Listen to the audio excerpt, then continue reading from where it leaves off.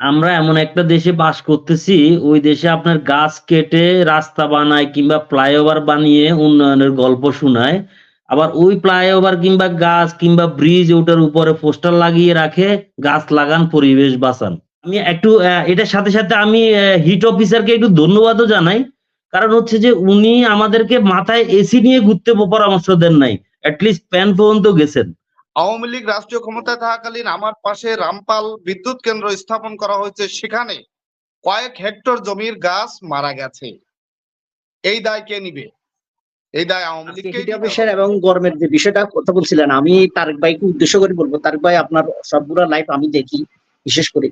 তো আমি একটা আমার ছোট্ট একটা জ্ঞানে একটা পরামর্শ দিতে চাই, সেটা হলো আমাদের দেশে 18 কোটি মানুষ, আমরা 18 কোটি মানুষ উদ্যোগ যদি নিই, প্রত্যেকটা মানুষ যদি একটা করে গাছ রোপণ করি, তাহলে 18 কোটি গাছ হয়ে যায়। আমার ফ্যামিলিতে আমরা 4 জন সদস্য। আমার নিয়ত থাকবে আমি 4 জনের আমি 4টা গাছ রোপণ। আমার জায়গা না থাকলেও আমি সরকারি সরকারি রেলওয়ে পাশে অথবা সরকারি মানে হাই যে কোনো রাস্তার পাশে হলো 4টা গাছ রোপণ করবো।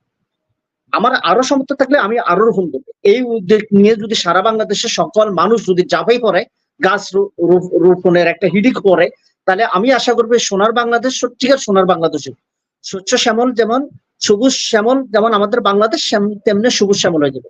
গাছের গাছের অক্সিজেনের কারণে, যে আপনি যে বৃষ্টির কথা বলছেন, কৃত্রিম বৃষ্টি কিছু হবে না। গাছের শস্য শ্যামল হলে আমাদের দেশে অবশ্যই ঋতু মাতৃক দেশ, আমাদের অবশ্যই ঋতুগুলা মানে বিলুপ্ত হবে না, ঋতুমাতৃক দেশে ঋতুমত হবে। এটাই আমার আশা ব্যক্ত তারেক ভাইয়ের কাছে। আশা করি পরবর্তী লাইভ গুলাতে আপনি এইভাবে গাছ রোপণের ব্যাপারে আপনি সুন্দর করে একটা লাইভ করবেন। আজকের বিষয় জলবায়ু হিট অফিসার। আসলে হিট অফিসার আরিফুর রহমান রিপন ভাই বললেন যে 6 জনকে নিয়োগ দেওয়া হয়েছে, তার মধ্যে বাংলাদেশে একজন। এখন আমরা সাধারণত যেটা জানি যে এয়ার পলিউশন এবং ওয়াটার পলিউশন এখান থেকে ওয়েদারকে হিট করছে। এখন এয়ার পলিউশন হচ্ছে কলকারখানার বজ্র থেকে উৎপাদিত ধোঁয়া থেকে, আর ওয়াটার পলিউশন হচ্ছে এই বজ্রগুলো নদীতে পড়ে বা বিভিন্ন জায়গায় পড়ে শহরের আশেপাশে, এগুলো হচ্ছে এই ওয়াটার পলিউশন। হচ্ছে এই পলিউশন থেকে যেটা তৈরি হচ্ছে, এটা আবহাওয়াকে হিট করছে। এখান থেকে হচ্ছে হিট স্ট্রোক বা ডিহাইড্রেট বা হাইপোথার্মিয়ার মতো সমস্যাগুলো হচ্ছে, যেখানে মানুষের বমি হতে পারে বা মাথা ব্যথা করতে পারে বা কি বলে প্রেসার বেড়ে যেতে পারে, এই সমস্যাগুলো হয়। তো হিট অফিসার যে পরামর্শটা আমাদেরকে দিয়েছেন, এটা বাপদাদাদেরকে দেখেছি বা আমরা এখনো এমনিতেই ব্যবহার করি, এটার জন্য পরামর্শ প্রয়োজন হয় না। আমি আরিফুর রহমান রিপন ভাইয়ের কাছে জানতে চাচ্ছি, বিগত 1 বছর হলো এই হিট অফিসারকে নিয়োগ দেওয়া হয়েছে। এটা আন্তর্জাতিক একটা সংস্থা, আপনি বললেন, এটা জানা ছিল না। আমি আগে জানতাম যে সিটি কর্পোরেশন থেকে এটা নিয়োগ দিয়েছে। তো এই বিগত 1 বছরে উনি যেখান থেকে এই এয়ার পলিউশন হচ্ছে, অর্থাৎ কলকারখানা থেকে যে দূষিত পানি বা বায়ুগুলো নিঃসরণ হচ্ছে, সেখানে এই কলকারখানার মালিকদের সঙ্গে ইনি কয়টা আলোচনা সভার আয়োজন করেছেন, এক। আর দ্বিতীয়ত, ইনি এই জনসচেতনামূলক কতটি আলোচনা সভা করেছেন, যেগুলো থেকে মানুষ এই হিট অ্যালার্ট জারি করা হয়েছে, হিট অ্যালার্ট সম্বন্ধে বা ডিহাইড্রেশন বা হাইপোথার্মিয়া বা ডিহাইড্রেটেড, এই বিষয়গুলো মানুষ সচেতন হতে পারে বা আমরা সচেতন হতে পারি। উনি কয়টা করেছেন? এখন যেটা বললেন যে ভলেন্টারি একটা ল থেকে এই হিট অফিসার নিয়োগ দেওয়া হয়েছে, কিন্তু আমরা বিগত দিনে আপনার মনির ভাই আপনার টক শো থেকে বা বিভিন্ন পত্রিকার মাধ্যমে জানলাম যে ওনাকে মান্থলি 2 লক্ষ টাকা স্যালারি দেওয়া হয়। তাহলে কোনটা সঠিক?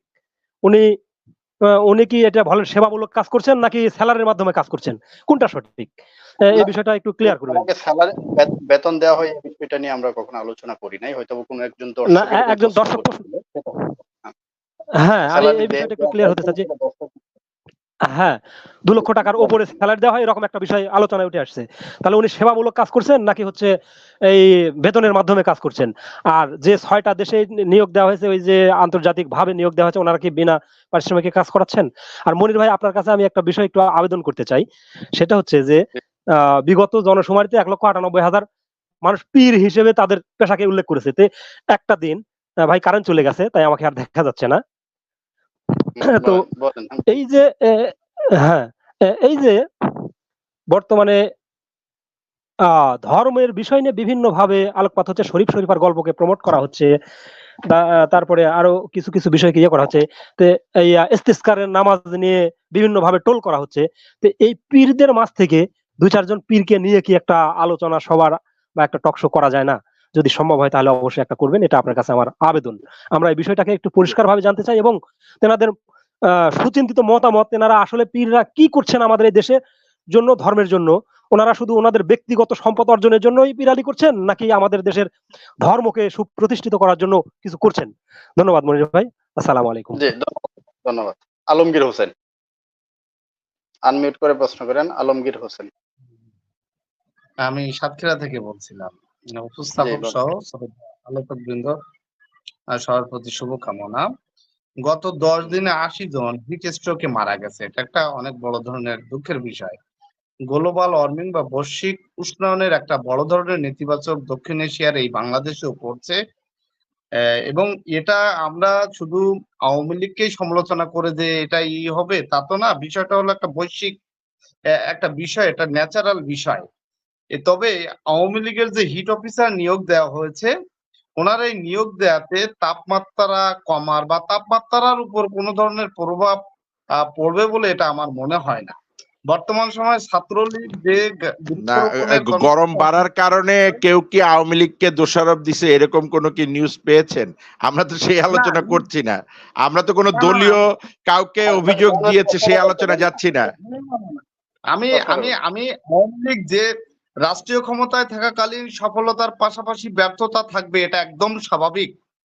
আওয়ামী লীগ রাষ্ট্রীয় ক্ষমতায় থাকাকালীন আমার পাশে রামপাল বিদ্যুৎ কেন্দ্র স্থাপন করা হয়েছে, সেখানে কয়েক হেক্টর জমির গাছ মারা গেছে। এই দায় কে নিবে? এই দায় আওয়ামী লীগকেই নিতে হবে। আজকে ভারতকে যা দিয়েছে ভারত তা সারা জীবন মনে রাখবে। বিনিময়ে ভারত কি প্রতিদান দিচ্ছে এ পর্যন্ত?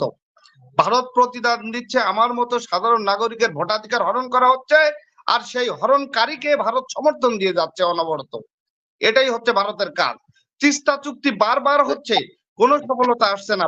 ভারতের সুবিধার্থে তিস্তা নদীকেই ব্যবহার করছে, তিস্তাকেই ব্যবহার করছে। আজকে আমার এলাকায়, আমি বলি, আমি স্পষ্ট আমার এলাকার নাম উল্লেখ করছি, সাতক্ষীরা জেলার আশাশুনি থানা। 2020 সাল থেকে 2022 সাল পর্যন্ত একটানা পানিতে প্লাবিত ছিল বন্যার কারণে। কি ধরনের পদক্ষেপ নেওয়া হয়েছে? আমরা তো সেই রোহিঙ্গাদের থেকেও অবহেলিত এই দেশের নাগরিক হয়েও আমাদের কি এই নাগরিক অধিকারগুলো নিয়ে বাঁচার অধিকার নেই? আমরা কি এই দেশের নাগরিক নেই? কেন আমাদেরকে 2টা বছর পানির নিচে তলিয়ে থাকতে হয়েছে? ধন্যবাদ। এটা সরকার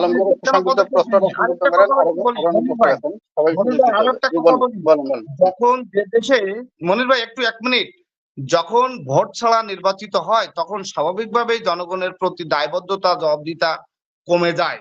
আমার এলাকার অনেক ইউনিয়ন রয়েছে যে ইউনিয়নের মানুষ পুকুরের পানি পান করে।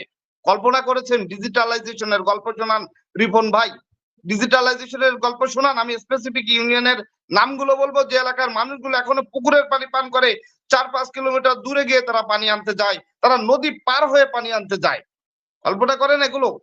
উন্নয়ন ঋণ নির্ভর এই উন্নয়ন আমরা চাই না। আমরা স্বাভাবিকভাবে আমাদের স্বাভাবিক অধিকার নিয়ে অন্য রাষ্ট্রের মতো আমরা এই দেশে বাঁচতে চাই। আমাদের গণতান্ত্রিক অধিকার, সামাজিক অধিকার, অর্থনৈতিক অধিকার, সব অধিকার আমাদের নিশ্চিত হোক, এই প্রত্যাশা করি।